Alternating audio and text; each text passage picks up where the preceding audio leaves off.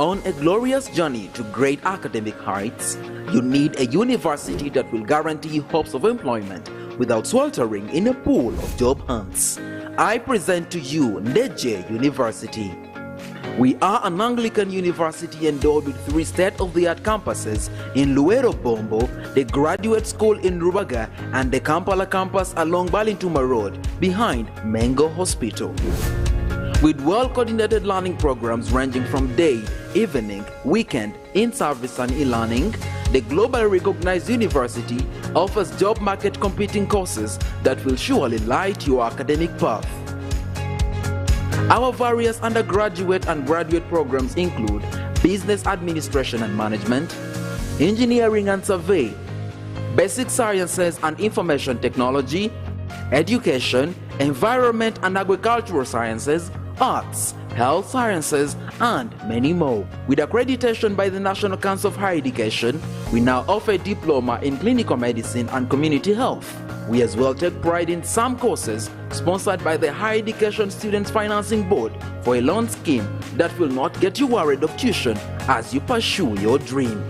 Come ready for an academic adventure on great facilities of learning. You can visit our website on www.ndejjeuniversity.ac.ug. Ndejje University, the fear of God brings knowledge and wisdom.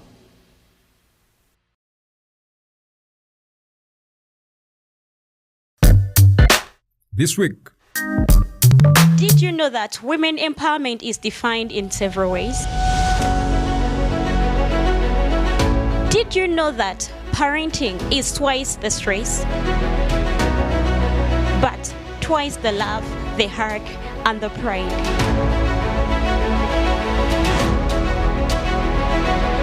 Here I am to bring you the woman of valor, where ladies are proposing that parenting is not a life full of struggles, but a journey for the stronger ones.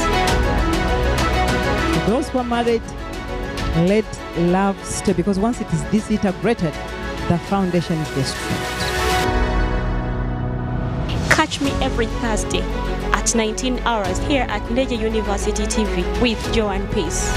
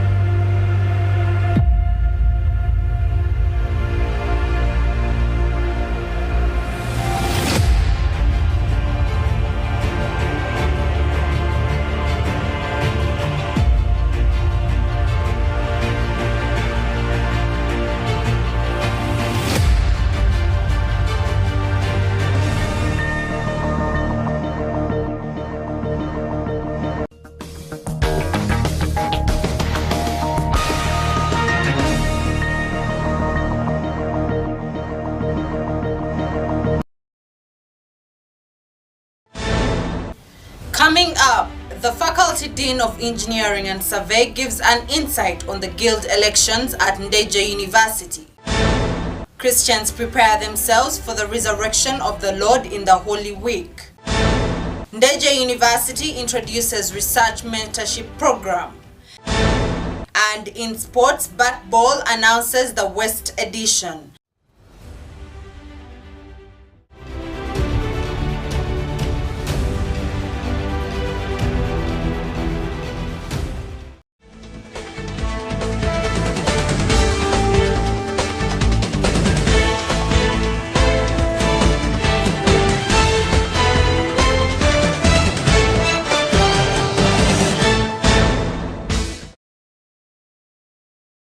Welcome to Ndejje University Television. My name is LONA KASASA Jemima, and this is live at 8. Here are the news in details. As the guild campaigns among the two guild contestants are getting to the peak, the Dean for the Faculty of Engineering and Survey shares with us his opinion on the guild leadership of Ndejje University. Ansle Mojaru with this story.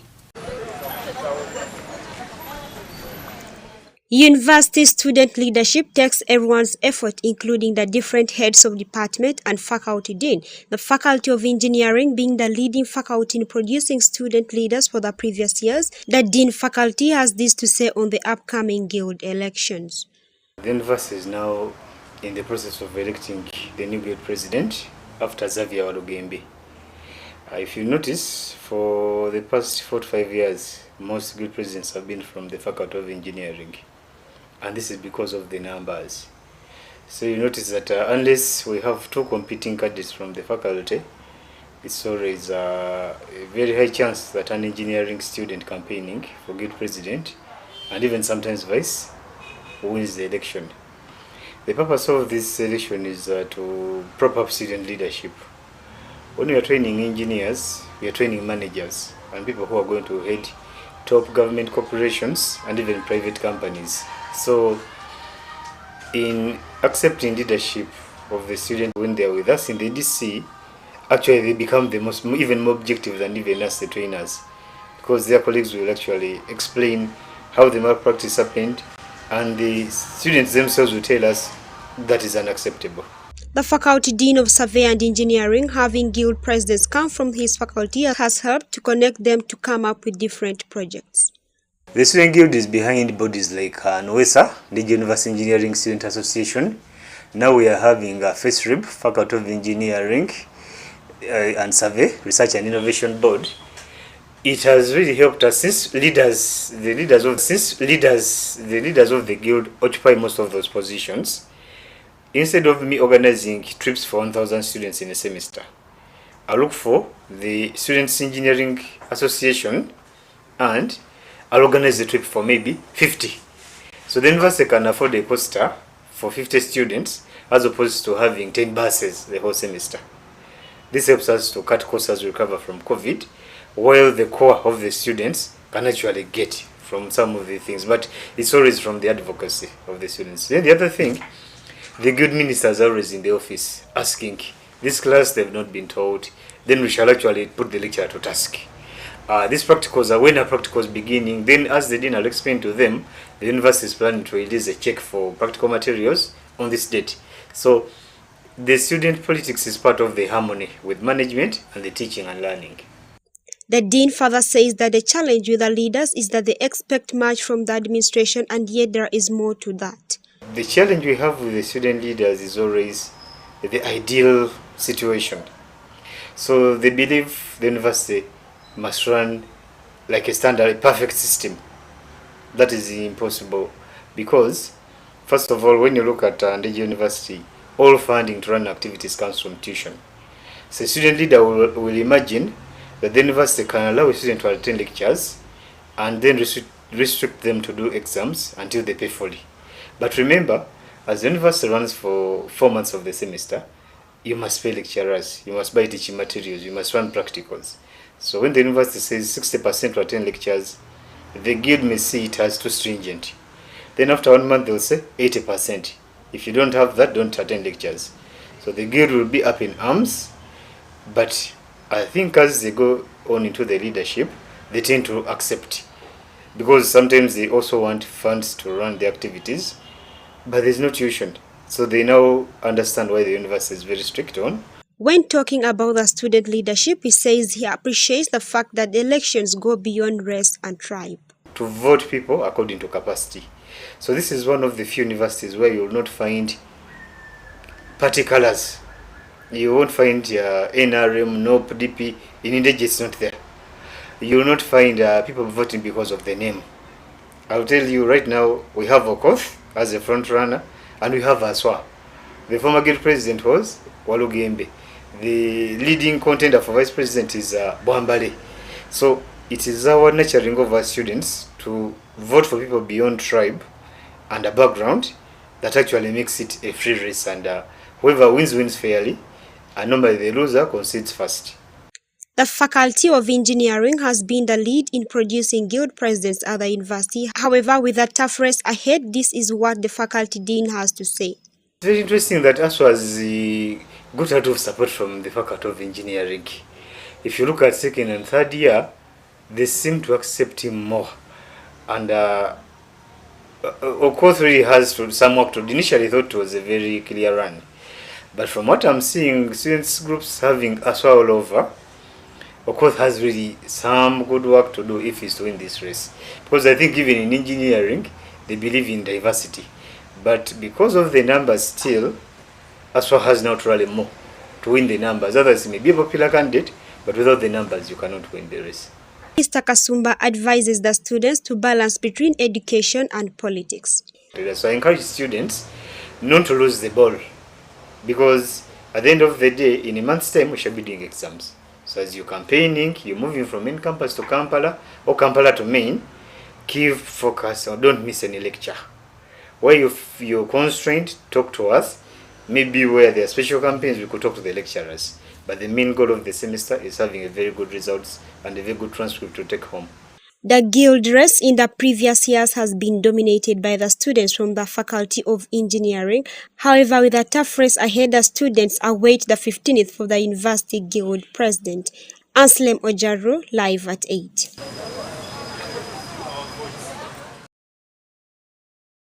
Thank you very much, Anslem.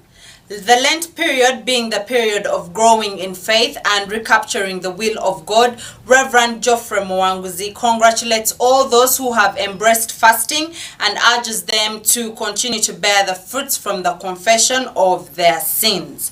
Let's have more of this story. So once again we come to this special Wednesday, the last Wednesday in this season of Lent.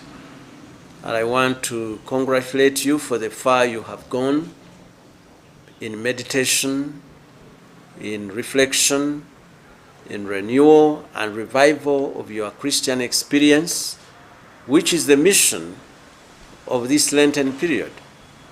This Lenten period is not about us coming out to stand, but it's about us growing in the faith.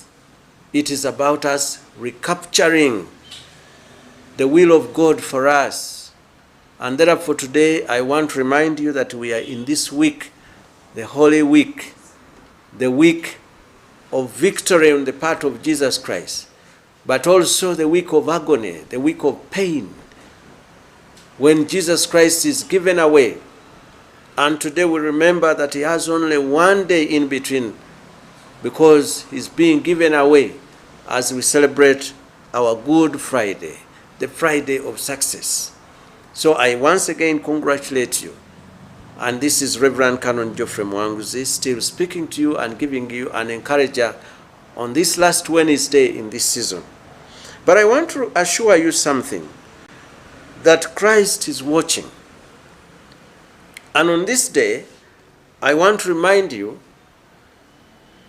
about the story that we find in Mark chapter 11, beginning at verse 12. The Bible says, the next day as they were coming back from Bethany, Jesus was hungry. He saw in the distance a fig tree covered with leaves. So he went to see if he could find any figs on it. But when he came to it, he found only leaves, because it was not the right time for the figs. Jesus said to the fig tree, no one shall ever eat figs from you again. And his disciples heard him. This is another story that touches one's immediate heart.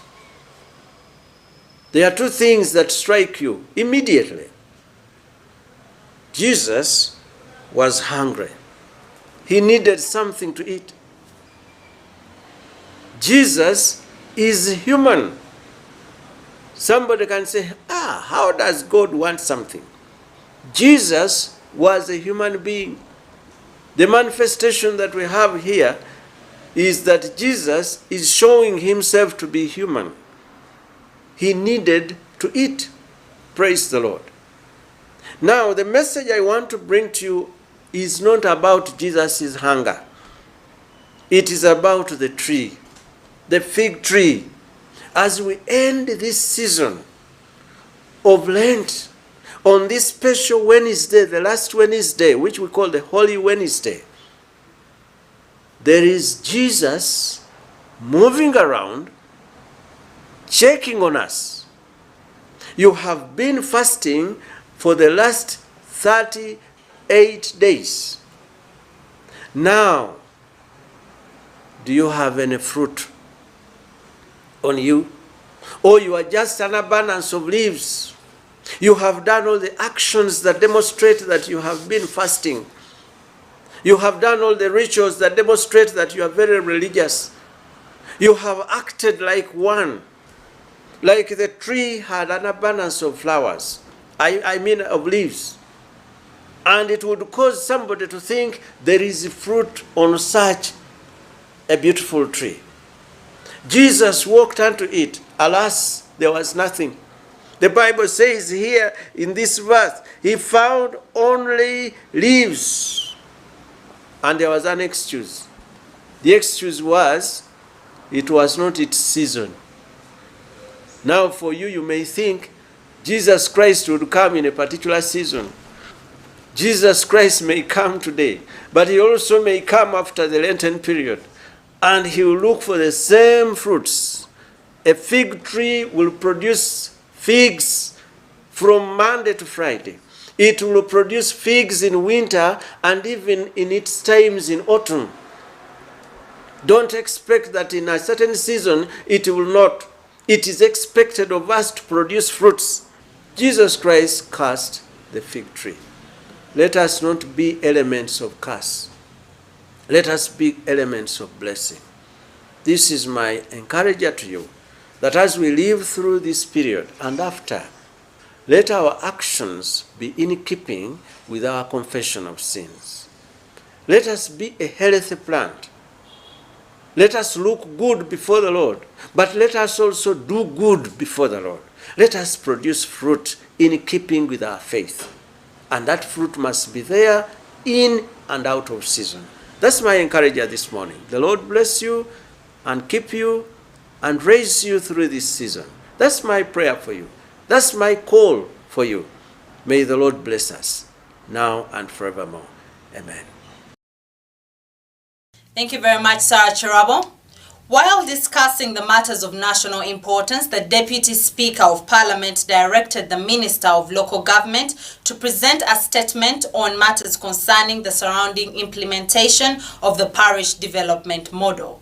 Let's have more of this story. The debate during the plenary sitting got high as members presented reports from their constituencies about the progress of the parish development model. Legislators observed limitations in Pillar 3 of the program, which is about financial inclusion. According to Honorable Laura Kanushu, the 10% of funding designated for peoples with disability at parish level has not been affected. Mr. Speaker, my concern about the parish development model is about the 10% that is designated for persons with disabilities at every parish. Mr. Speaker, we had a number of them in Chankwanzi to consult on the parish model and also other things, and the problem has been exclusivity. Mr. Speaker, our understanding was that persons with disabilities in a particular parish will be allowed to constitute themselves into a circle for them to be able to get their 10%. So for example, Mr. Speaker, if there's 500 million going to a parish, 10% of that money should be going to persons with disabilities.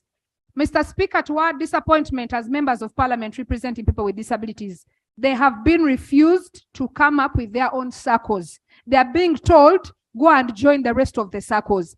As members of Parliament, how do we then monitor that the 10% that is designated for persons with disabilities is actually being, the people are benefiting from it, utilized by the persons with disabilities? Mr. Speaker, we would like the minister to come out clearly and tell us whether the 10% was a lie to persons with disabilities or it was actually because they are not getting it, they are being told go and join other groups. Then how shall we monitor and assess the 10% that is designated for 10%? And this is the most vulnerable people in the whole country. She further tasked the minister to clarify whether the funding of people living with disabilities under the parish development model will be made available. The Northern Youth Representative, Honorable Boniface Okoth, said that many youth across the country were told that they could not form their own circles and were tasked to join already existing ones. He added that the youth leaders are not included on the leadership of circles as required by the parish development model guidelines. The young people need clarity from the minister as to whether the 30% that had been proposed in many implementation guidelines are on membership or on the funding. Because just like the PWD, many of the young people have been told they cannot form their circles, but instead join the other circles. Teroma County MP Honorable Joseph Kaulo said that intended beneficiaries in circles are unable to benefit from the funds that are being dispersed. In my constituency of Toroma, we have about 30 circles. According to the documents we have, it indicates that the money is on the accounts in the selected banks. But when these people, or when these groups go to the bank to withdraw the money, totally there is nothing. This is very bad, and yet it is really true that it is a very good planting season now. MPs also called for funding to facilitate parish chiefs to execute their mandate of monitoring the progress of the program. Honorable Aisha Kabanda said that the newly created parishes have not benefited from funding under parish development model. New parishes were created and they became electoral areas and councillors were elected for those areas. But while allocating money, Ministry of Finance and local government did not consider these parishes. In my own district, 2 parishes were created, Kakubo and Kamgomba. They were left out. The old parishes saying they're not going to share with them because they're not part of them. And these people don't know what to do. Letters have been written and local government is saying for them, they've never gazetted those parishes and they do not know them. This disconnect between the Electoral Commission and local government is causing a problem. Secondly, the guideline that says that the circle leaders should not be able to get money is also defeating a guideline. In all fairness, people who manage funds are given opportunity also to benefit. They are part of them, but now guidelines have been released that they will not benefit or they'll be the last to receive. They have lost morale now to manage their own colleagues. I beg that those issues be addressed. With so much said about the parish development model, the Deputy Speaker Thomas Tayewa issued a directive following a debate on oversight reports from different regions during the plenary sitting. Honourable Minister, I need you to get these reports. There are observations, there are recommendations in the reports. Comb through, because most of the issues are cross-cutting. Give us a written response to issues are cutting across, and then those ones which are not cutting across that are unique to areas. Highlight them that these ones are unique to areas.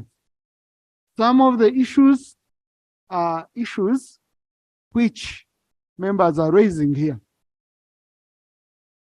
1 week, Honourable Minister, Thursday next week, I'll give you space on the order paper.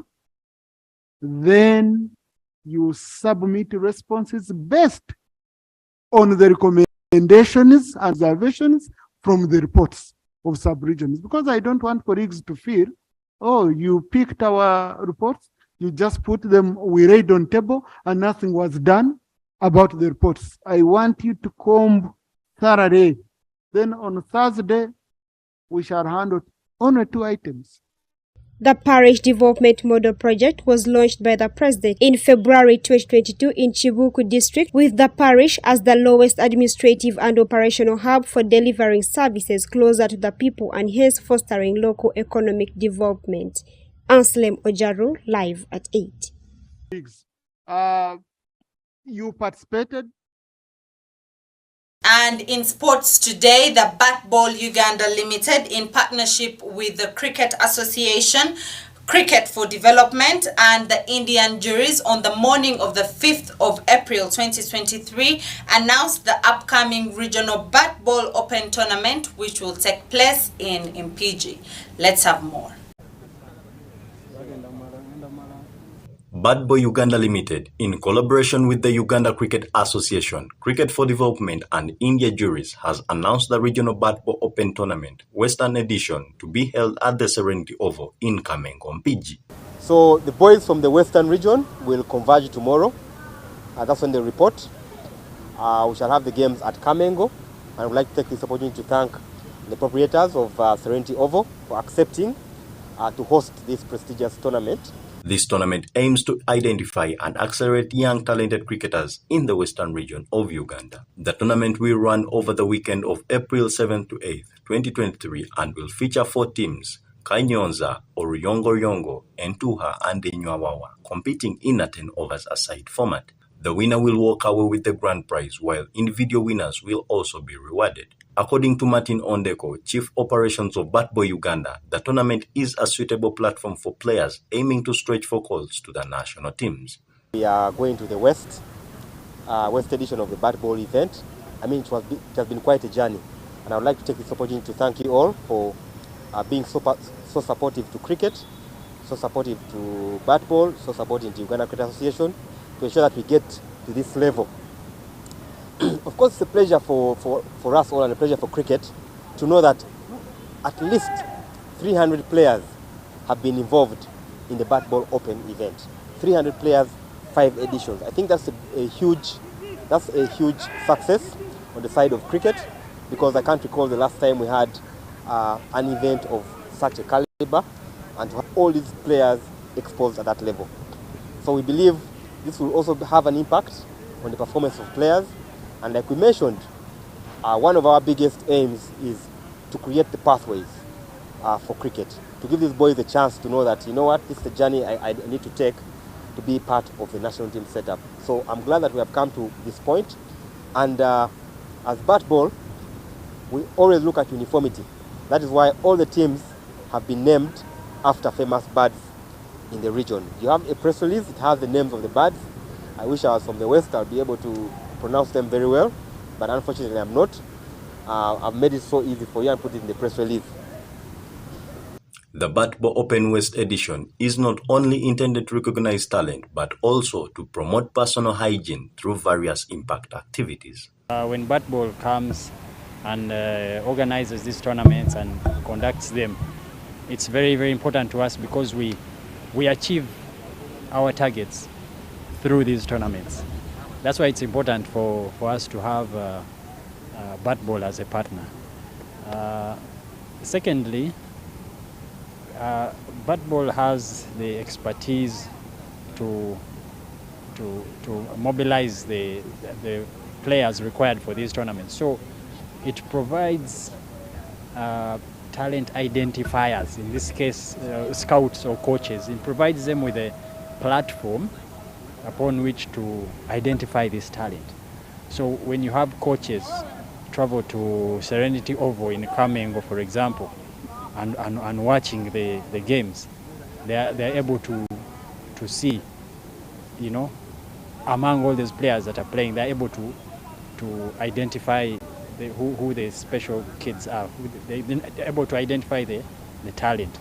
So to us, talent identification alone, and then developing the pathways from that point on, is very, very important to us. So Bat Ball helps us achieve that.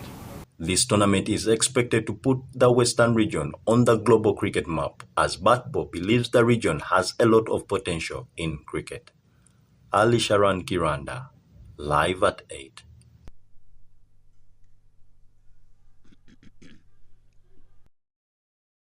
Thank you very much for watching. This has been Live at 8. My name is LONA KASASA Jemima. Until tomorrow, same time, same station.